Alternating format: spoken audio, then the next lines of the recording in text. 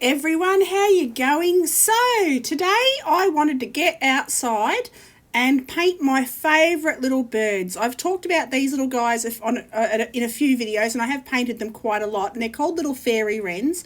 So I decided I would sit out the back, enjoy the day, and just paint these gorgeous little birds. So I'm just going to do some gestural sketches, so just very loose, no real detail, just getting their little body shapes in little positions.